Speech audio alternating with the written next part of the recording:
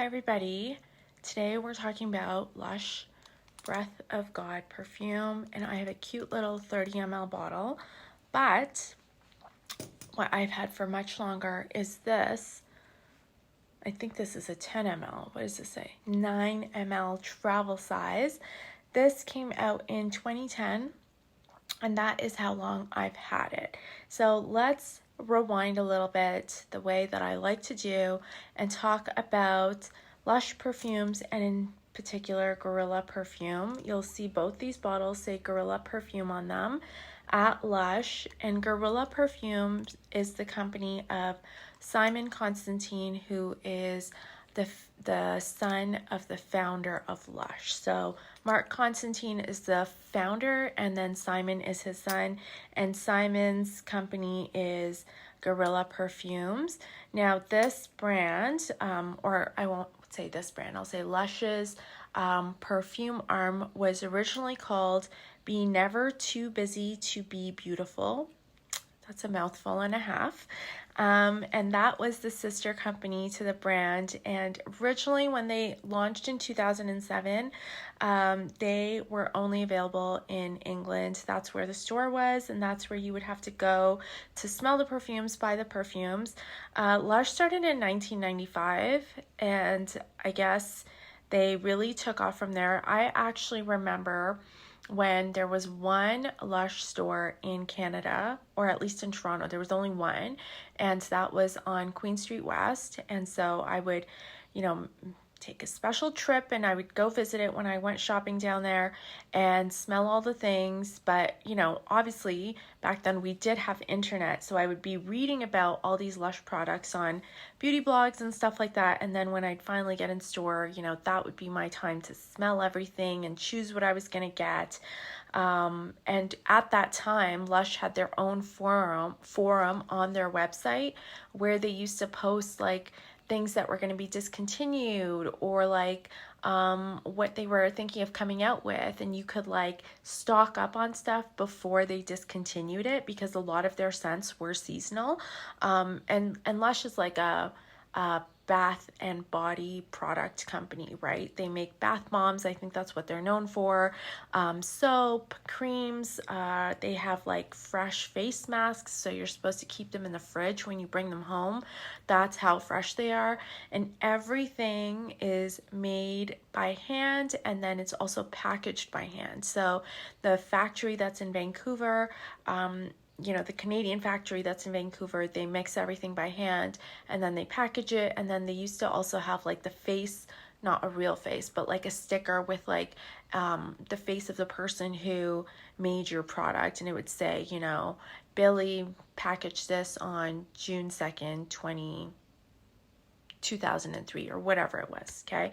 So that is kind of where they've come from, and that is still a really big part of their DNA, and all their perfumes follow that same process where everything is mixed by hand and bottled by hand and then sent out, which is kind of amazing because last I checked, they have like a 7 billion pound, is it 7 billion or 7 million?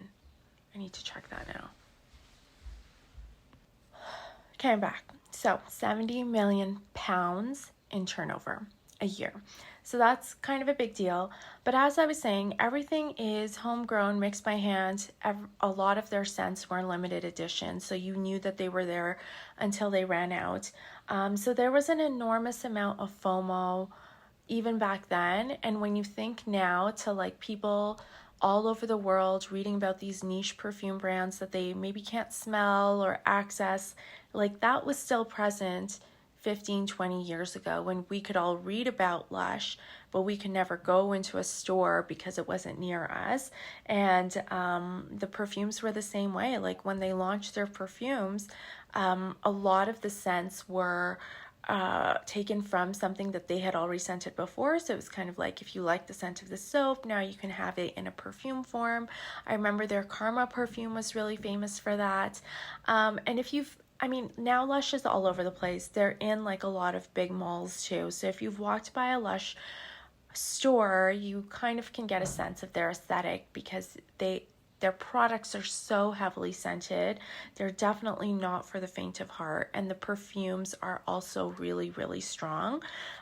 So Be Never Too Busy to Be Beautiful was the original perfume arm of the company, and then they decided to make it Gorilla Perfumes, and Gorilla refers to Simon.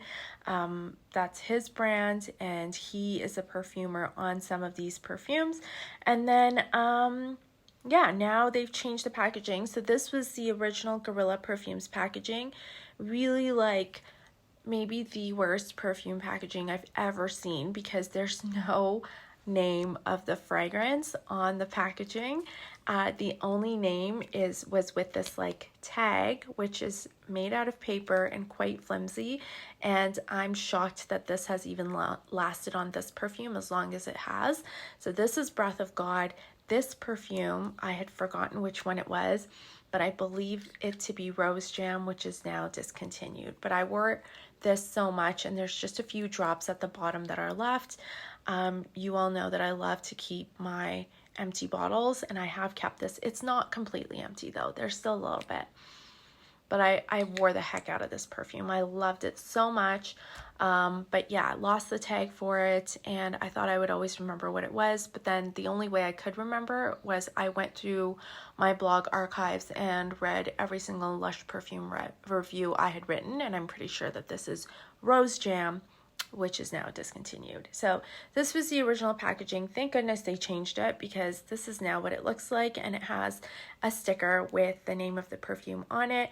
Again, on the back it says everything is handmade, hand blended, and you can see the sticker on the back is also crooked, because it was probably, you know, somebody new that was putting it on. And this kind of homegrown artisanal feel is very much a part of the Lush DNA, and that is interesting because now we have access to so much artisanal perfume and artisanal product, but they were doing it back in 2007, and they have done it globally and expanded globally, but still kept that artisanal part of their products. So that is really cool. Like I said, this is a 30 ml bottle. The perfumes also come in a 100 ml. The 30 ml is, oh shoot, did I leave my, the 30 ml is $70 and the 100 ml is $140 Canadian at this time. Of course, they used to be cheaper. Yep, still made in Vancouver. Oh, and this is vegan too. I think a lot of their products, if not everything, is vegan, and when it's not, it is very clearly listed. So if that's something that you try to avoid, if you try to avoid animal products, it is easy to do that at the Lush store. Okay, so we have a little bit of history of the brand. I'm going to talk about Breath of God, like I said, and I have the old version and the new version. There's still enough, I can't even hear. There's enough in this that I was able to wear it quite regularly, and then when I felt like I was running out, I did get this bottle because I wanted to keep wearing it and I want to enjoy it this summer. So this was, Breath of God refers to a trip that Simon had taken to Tibet, and he wanted to recreate the feel that he had there of the fresh air, and then also visiting the temples that were in that area. So initially he created two perfumes. One was called Inhale and one was called Exhale. Inhale was a fresh, sounded like it was like a melony perfume. It was like a bit of a fruity scent. And then Exhale was the incense vetiver perfume with like lots of spices and like much heavier. So those were first created, and then they decided to combine the perfumes because they were layering them, I guess, and they decided to combine them and they created Breath of God. And Breath of God is, I mean, I think it's polarizing because of the name. So some people really don't like the name and they don't want to wear anything that smells like Breath of God, or maybe they're offended by it. But it is a big perfume also, and a little bit polarizing because of that too. people are either completely overwhelmed by it or they really love it a lot. I love it. I think it smells so good, and I have always loved it. But I think that if you're the type of person that enjoys going into the Lush store and you like all the smells that are in there, then you might like Breath of God also. The other thing I wanted to say is, like, yeah, their whole aesthetic is like handmade and artisanal, but they could have gone a completely different way when they started their own perfume business, which is what a lot of brands do now. And that is that you just hire a company to make your perfumes and you slap your label on it and create a story and you launch like 10 fragrances at once. And there's nothing special about them aside from the top notes, And they didn't go that way. They went a different way where they wanted to make everything themselves and stay true to who they are. And I think that's pretty respectable considering the number of brands that have come out recently that have not done that. And especially a lot of the ones that I've smelled, like I have smelled so many that just smell so generic in the dry down, but you can tell someone had like some money to spare and just decided to launch a perfume brand. This is not the same. This is not the same. And I think it's just such an improvement over a lot of the niche perfume that's out there. Like you can get niche and then feel like you're wearing something good, but you're just wearing something generic, and then here's something that is niche that I don't really think gets a lot of credit in the perfume community. I don't really think people are going into Lush stores and smelling their perfumes, but a lot of them are very unique and very, very well done. And they've sold a lot too, but I think maybe Lush is just a specific kind of customer, someone who can take going into a store that smells so strong, but also someone that is willing to take a chance and smell something really different. So I have been in the store and smelled lots of things that I like, but this is definitely one of their best ones, I think. So this, as I was saying, is a combination of inhale and exhale, and it really does work well together because you get the freshness of that melon note and like a bit of that fruitiness. You get a little bit of citrus, you get some juniper. This is quite a balsamic perfume, so you get something that's like camphorous and minty, but it's like in a piney kind of way. You also get a ton of smoke and a ton of incense. So if you really like a nice smoky heavy incense perfume, you get that. You get earthiness from vetiver, and a bit of dryness from that too. Like this really is a very dry perfume other than the fresh cologne that begins it and starts it off. Now I did spray my old one and my new one, and I'm wearing the new on this arm and the old on this arm, and I have them on paper also so that I could kind of smell them throughout the day and track what I was smelling. And I have to say that, of course, they do smell different. I know that there is a significant amount of evaporation from these bottles because I used to have another one of these. I can't remember what it's called now. I used to have another one, and then I tried spraying it one day, and all I got was like a stream of brown essential oils on my white shirt. So, yeah, there is evaporation, so I feel like this version has lost a lot of its top notes. I still have a lot of mintiness. I have tons of smoke and incense, but I didn't get any fruitiness. I didn't get any florals in this version, in the old version. And then in the new version, I could really get that fruity melon note, and it's quite lovely. I got some florals. I would say like a white floral. I couldn't really pinpoint what it was, and it was kind of fleeting. It was going in and out. And then that freshness is really present in my newer bottle, and I didn't get that in my older bottle. But the dry down is the same, and I mean my old version is heavier on the base notes, but that's probably because so much of the alcohol has evaporated. I got quite a bit of cade and clove in my old bottle, and in my new bottle that has not come out quite as much. I mean, it might if I wore a lot of this, but it really hasn't come out very much. And I kind of prefer that because Cade and Clove are not really my favorite notes. I don't like them at all. The nice thing is that there are no amber woods here. There's no, to my nose at least, there's not like an overdose of any synthetics. So of course you're not going to get any, like not too much of ISO-E or any ambroxan or anything like that. So if you're sensitive to those kinds of scents, you might want to try even getting a travel size or a discovery set because they have those too. If you are sensitive to perfume, you probably don't want to go into a Lush store because it's just going to, you know, trigger some of those sensitivities, I think. But trying it at home is always a lot different than trying it in the store. This has an enormous amount of projection, an enormous amount of sillage, and incredible lasting power. I can spray this on my clothes or my hair and still smell it a day or 2 days later, and it will be there until I wash my hair or wash my clothes, which is a lot.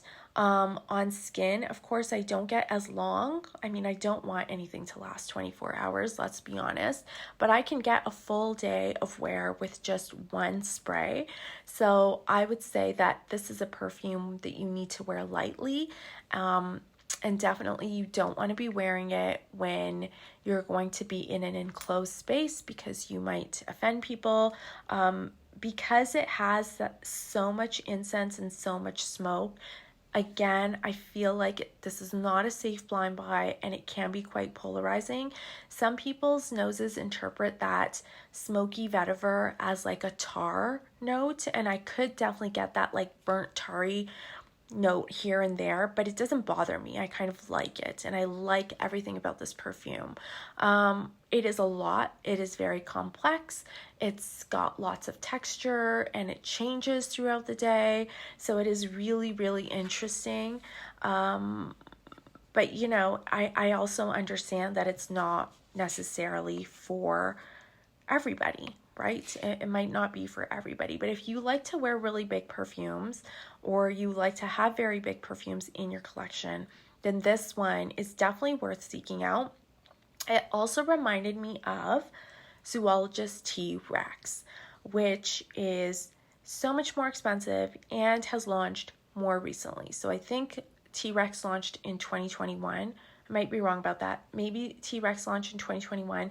I did find my little sample of T-Rex. I have a little bit left, and I sprayed it on paper. And I think the thing that reminds me of it is that smoky vetiver and the blast of incense and how strong it is. Now T-Rex also has way more florals in it, and it also opens with a like something that smells like burnt rubber. Really, it smells like burnt rubber, like melting rubber on pavement on the road, you know, like your car's had a flat and you're like skidding off to the side and there's smoke in the air. That's what it smells like. Like it's like you're caught in like Jurassic Park, but like you're driving on your regular street and now these dinosaurs are coming and your car has a flat tire. So there's burnt rubber and there's smoke and there's incense and vetiver, and it's just like a crazy big perfume, but also very enjoyable. I really like T-Rex. However, T-Rex is even more off-putting if you can't stand that burnt rubber smell, or if you can't, you know, get through it, because it does last a little bit of time. It also is $270 for 60 ml, which is a lot more expensive than Breath of God.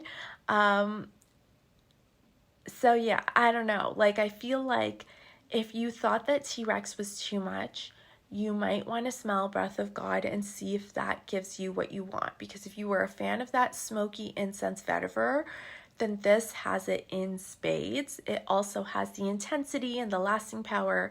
And usually when we talk about cheaper perfumes, they're missing that, you know? But this is a cheaper version, but it's not missing any of those things. It's still interesting. It's still complex. It's been around longer. It came first. yeah, there's no celebrity perfumer attached to it.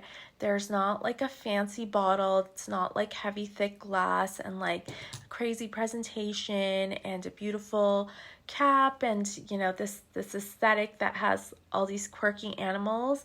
And I can see how people that like T-Rex love those, love animals. Like people that like zoologist perfumes love animals too. I think those two things go hand in hand. However, this is still a really, really great perfume. And yeah, the packaging isn't the greatest. Like this tin cap is so flimsy. I don't know, is it plastic or is it tin? I feel like it's like some sort of aluminum. I could be wrong about that. But yeah, this feels really flimsy, and there is going to be evaporation because it doesn't sit tight. You know, I have like let's go for something that's like this. This is like a nice tight cap, and the purpose of a tight cap is to prevent evaporation, right? You don't want alcohol evaporating from your bottle because what you're going to get left with is perfume oil, and you're not going to be able to wear it anymore. You definitely don't want to put that directly on your skin, especially not when you have a blend of so many essential oils. That's not what you want. So I don't like this cap, and I know that I'm a stickler for packaging, but to me, when you have packaging that is cheap, then you're saying that it doesn't matter to you if the perfume evaporates or gets destroyed in the process because you don't think that it's valuable. I don't know if that's the message you want to send to people. You can price something as being affordable, but without packaging that is this flimsy, right? And I've mentioned that about boxes and stuff before, and that's why I feel like boxes are important. I know small brands say how expensive packaging is, and we get that. However, if you're not protecting your product, you're saying that your product doesn't actually deserve to be protected. It's not valuable. And I don't actually think that that's true. I think that this is a good product, and I mean, I've kept it. So clearly, I think that it deserves better packaging, at least a tighter lid cap. However much that adds to the cost, I think it would be worth it because this is a great perfume. It's a fraction of the price of T-Rex, and it really did remind me a lot of T-Rex. And even on paper, when I smell them all, this is my new version. Here's my old version. I mean, T-Rex is way, way, way stronger. So strong. But these are good too. These are good. I mean, they have even the Cade is the same, and even there's something minty, like almost like eucalyptus or something in T-Rex also. So they have there's like a lot of overlap with these two scents. And maybe, you know, you're like me and you can have a little sample and that's going to tide you over because you're not really going to wear it that much. And definitely with Breath of God, I didn't really wear my travel size as much as I thought I would because I thought it was too good and too strong. But I think I'm going to wear it now because I really have been enjoying it. But yeah, there's a lot of overlap here to my nose at least.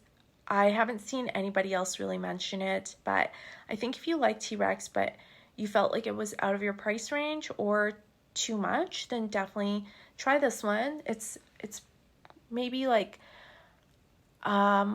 maybe Lush's most well-known perfume, and definitely the one that I like a lot. I also have Dirty, and I used to have Karma, and I have Rose Jam, and maybe a couple others, but I would have to check.